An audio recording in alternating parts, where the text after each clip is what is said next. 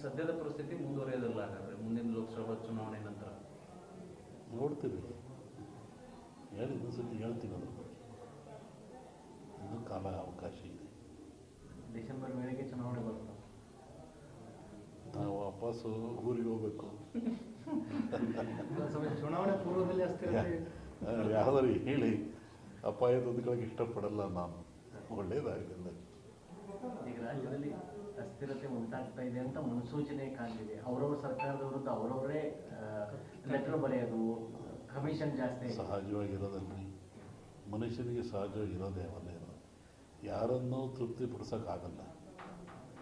ಅವಾಗ ಆಸನೆಗಳು ಮೂಡ್ತವೆ. ಅದೆಲ್ಲ ಅಪ್ಪರ ವಾಪಸ್ ನಾವು ಊರಿಗೆ ಹೋಗ್ಬೇಕಂದ್ರಲ್ಲ, ಯಾವ ಅರ್ಥದೊಳಗೆ ನೀವೇನೋ ಹೇಳಿ, ನಾವೇನೋ ಹೇಳಿ. ಅಲ್ಲ, ಈ ಹಿಂದೆ ಆ ಥರದ ಥ್ರೆಟ್ಗಳು ಬಂದಿದ್ವು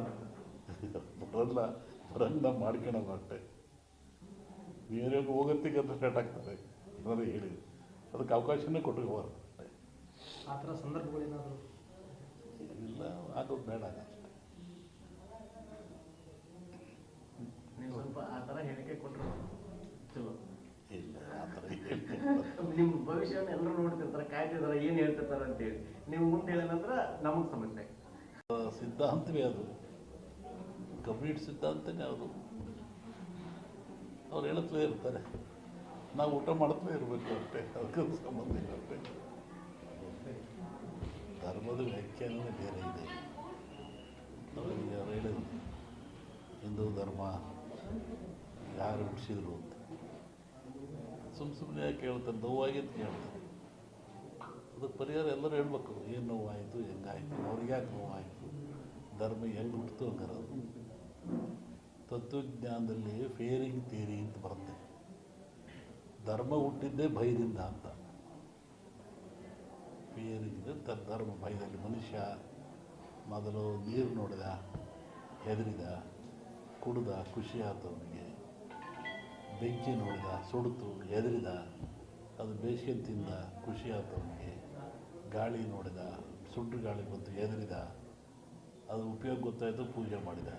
ಹಾಗೆ ಫಿಯರಿಂಗ್ ಥಿಯರಿ ಅಂತ ಯಾವುದು ಭಯ ಇದ್ದಾಗ ಅವರಿಗೆ ಗೊತ್ತಾಗೋದು ಪೂಜಿಸ್ತಾನೆ, ಇಲ್ಲ ಅದನ್ನು ವಿರೋಧ ಮಾಡ್ತಾನೆ.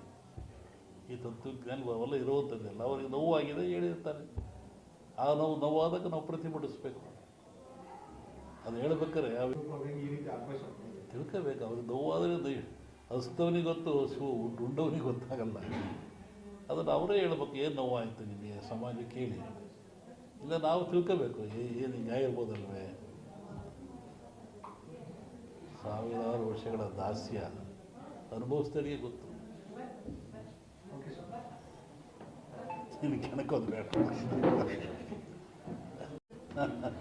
ಪ್ರತಿ ವರ್ಷ ನಮ್ಮ ಸಂಜೆಗಳ ಮನೆಯಲ್ಲಿ ಈ ಶ್ರಾವಣ ದೇವರ ದಿವಸ ಪೂಜೆ ಮಾಡಿಸ್ತಾರೆ. ಇದು ಪದ್ಧತಿ. ಅವರಿಗೂ ನಮಗೂ ಒಂದು ಪದ್ಧತಿ. ಗದಿಗ ನಮ್ಮ ಸಂಕೇಶ್ವರ ಒಂದು ವರ್ಷಕ್ಕೋಸ್ಕರ ಕರೆಸ್ತಾರೆ. ಹೋದವರು ಅಲ್ಲಿ ಬಂದಿದ್ದೆ, ರಾಜ್ಯದಲ್ಲಿ ಮಳೆ ಇಲ್ಲ, ಸಂಪೂರ್ಣವಾಗಿ ಮಳೆ ಕಡಿಮೆ ಆಗಿದೆ. ಮನುಷ್ಯ ಎಷ್ಟು ತಪ್ಪು ಮಾಡಿದ್ರು ಆ ಭಗವಂತ ಕ್ಷಮಿಸ್ತಾನಂತೆ. ಮನುಷ್ಯ, ಪ್ರಾಣಿ, ಭೂಮಿ ಏನು ಮಾಡಿದ್ರು ಸೃಷ್ಟಿಕರ್ತ ಅವನೇ ಅಲ್ಲದೆ ಅವನು ಕ್ಷಮಿಸ್ತಾನಂತೆ. ಆದರೆ ಮನುಷ್ಯ ಮಾಡಿದ ಕರ್ಮಗಳು ಅವನು ಕ್ಷಮಿಸಲ್ವಂತೆ.